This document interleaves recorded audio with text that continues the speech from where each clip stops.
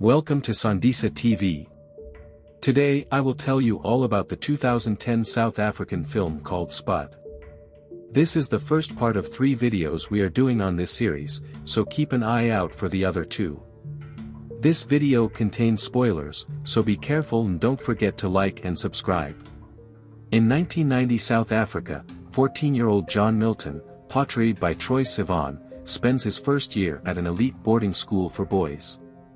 When John arrives for the first time at the school, he gets nicknamed Spud by the other boys because he has yet to experience puberty. All 8 boys in his dormitory get nicknames. They are also called the Crazy 8. Spud finds it difficult to make friends and fit in. He befriends Mr. Edley, a teacher nicknamed the Gov, after he is the only one in the English class to pass an exam. The Gov frequently lends English literature books to Spud and invites him to lunch regularly. But Spud soon realizes that Edley has marital problems, and is an alcoholic. While back at home for the holidays, Spud falls in love with Debbie, the daughter of one of his mother's friends, whom he nicknames the Mermaid. When Spud returns to the school, he sees a flyer for the school play Oliver Twist. Spud decides to audition so he can fit in. He ends up landing the lead role of Oliver. During practice, Spud meets Amanda, a girl from the nearby school St. Catherine's, and immediately falls for her. But he soon realizes that she has a boyfriend already, and he cannot form a relationship with her without cheating on Debbie, whom he still loves. He seeks the advice of his roommate Gecko, who tells Spud to pretend he loves another girl named Christine, in order to make Amanda jealous. Spud and Gecko begin to build a strong friendship and they occasionally visit a rock at the top of the hill near the school. In the 4th term, Gecko is diagnosed with cerebral malaria that he got during his holiday to Mozambique. A few days later, he passes away. Spud mourns the death of Gecko and the whole school attends his funeral service in the school's chapel. Spud performs in the school's play and gets a standing ovation. After the performance, he is dragged away from the post-performance celebration by Amanda, and they go to a nearby field. There, she tells him to kiss her. Spud stops at the last moment and rejects her, deciding to stay true to Debbie. He offers to give Debbie a tour of the school, and kisses her in the middle of the quadrangle, which his dorm mates witness from their window. After he returns, he is praised by the group, and finally fits in. On the final day of the year, Spud is sitting on the same rock he and Gecko used to frequent overlooking the school, and remarks that God's greatest gift is choice, but sometimes, God gives us no choice. He deals us the cards, we play them. Thanks for watching. Take a look at the video description for the link to part 2 and part 3. Tell us in the comments if you liked this movie and if you want to see more, help the channel out by hitting the subscribe button. See you next time. Welcome to Sandisa TV. Today I will tell you all about the 2013 South African film called Spud. This is part 2 of 3 videos we are doing on this series.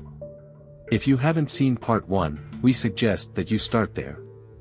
Remember, this video contains spoilers, so be careful and don't forget to like and subscribe. In 1991 South Africa, 15-year-old John, Spud, Milton, played by Troye Sivan, spends his second year at the elite boarding school and is reunited with his classmates, the Crazy 8. They not only face expulsion from Mr. Wilson, nicknamed Sparrowreeb, but are also bullied by 3 prefects, who are named Greg Anderson, Guy Emberton, and Death Breath. The Crazy 8 forge weekend passes, sneak quietly out of the school and make enough money to win a hot dog eating competition at a farm show. The following day, when the Glock learns about the hot dog competition, via a newspaper article, he not only bans Spud and company from going to the Midlands Festival, but also puts them on final warning. The Crazy 8 conspire to get rid of Sparrowreeb and the prefects once and for all. One night, while Sparrowreeb is out buying cigarettes, they go over to his house and make a videotape of Rambo and Mrs. Wilson, Sparrowreeb's wife, nicknamed Eve. When Sparrowreeb returns, Spud and his friends quietly make their escape while Rambo gets thrown out of the house by Eve. The next day, Spud learns that the Gov has been offered early retirement by the Glock, and convinces him to stay at school for as long as possible. Later, Spud and his team go into the forest and take refuge in a hideaway while declaring war against Spararib and the prefects. During the war, they are forced by Spararib and the prefects to audition for a school play titled Noah's Ark. One night, during a house social, Mad Dog forces another group of bullies, otherwise known as the Normal Seven, to humiliate a group of schoolgirls and scare them away. He is placed on absolute final warning by the Glock the following day and threatened with expulsion. During silly season, Spararib and the prefects sneak into the forest, expose the hideout of the Crazy Eight, and force Spud to admit everything that he has written in his diary. The following morning, the Glock expels Rambo and Mad Dog from school and places the remaining members of the Crazy Eight not only on absolute final warning, but also on a 3-week suspension. When Spud sees a flyer of the Midlands Festival, he comes up with a crazy plan to get Rambo back and get revenge on Spararib and the prefects. First, he leaves Spararib a copy of the tape of Rambo and Eve. He then convinces the Gov to take him and the remaining members of the Crazy Eight on a field trip to the Midlands Festival to win another hot dog eating competition. When Spararib watches the tape of Rambo and Eve and finds out about Spud and company at the Midlands Festival, he tracks them down and prepares to have them expelled. But Spud gains the upper hand by starting a food fight which finally puts Spararib and the prefects in a very dangerous and difficult position. A very furious Glock places the former prefects on absolute final warning and strips them of their privileges, then prepares to have Spud and the remaining members of the Crazy Eight expelled. But the Gov intervenes and convinces him to change his mind. He reveals to him the truth about Spararib threatening to expel Spud and his friends from school and shows him the copy of the tape of Rambo and Eve as evidence. The Glock finally allows Spud and his friends to stay at school and convinces them to keep the Rambo and Eve tape a secret. He then turns to Spararib and fires him from school as housemaster. Rambo is finally reunited with Spud and company. They are awarded for their success and honor. In the end, Spud remarks, "We may not have earned a place on our honors board in the Great Hall. We proudly carved our names to the mad history of our school." Thanks for watching. Take a look at the video description for the link to Part 1 and Part 3. Tell us in the comments if you liked this movie, and if you want to see more, help the channel out by hitting the subscribe button. See you next time. Welcome to Sondisa TV. Today I will tell you all about the 2014 South African film called Spud 3, Learning to Fly. This is part 3 of 3 videos we are doing on this series. If you haven't seen part 1 and 2, we suggest that you start there. Remember, this video contains spoilers, so be careful and don't forget to like and subscribe. In 1992 South Africa, 16-year-old John Spud Milton, played by Troye Sivan, spends his 3rd year at the elite boarding school, is reunited with his classmates, the Crazy Eight, and is introduced to their new member, Garlic. They are also introduced to the new acting headmaster, the new Glock. The new housemaster, Mr. Richardson, nicknamed Viking, informs Spud that his scholarship could be taken away because of his poor academic record. He also tells him in order to keep his scholarship, he must prove his very own worthiness. And lastly, he informs him and the other Crazy Eight members that 3 new school prefects will be chosen to lead the school next year. But Rambo is against the idea and tells Spud that he's either with the Crazy Eight or against it. Later, Spud informs the Gov about his scholarship being taken away, so he tells him to fight as hard as he can in order to win it back. In addition, the Gov introduces him to a new librarian. Spud's name is added to the confirmation classes list, and he regretfully informs Rambo that he's breaking the pact. Spud spends a weekend at a camp with his girlfriend Debbie, only to break up with her later that night. When he returns home the following day, his mother informs him that his father is having an affair with a new neighbor named Amber. Later that night, Spud is paid a visit by his uncle Frank, who informs him that his father has gone missing, so they find him and take him home. The Gov informs Spud that he has been spying on the librarian for weeks.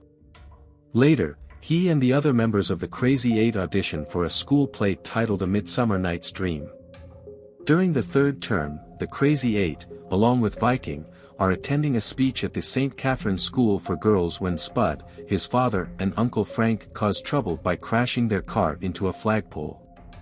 Spud and the other Crazy Eight members are later quarantined from school by the headmistress Ms. Owen, nicknamed Bulldog.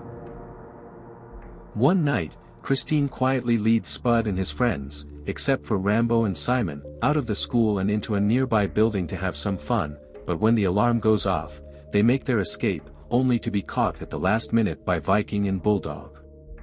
The next day, Christine is grounded. While performing in the school's play, Spud is publicly humiliated, so he and his friends sabotage the entire show by short-circuiting the controls and scaring the entire audience away, which causes Viking to be sent to the hospital after having a heart attack.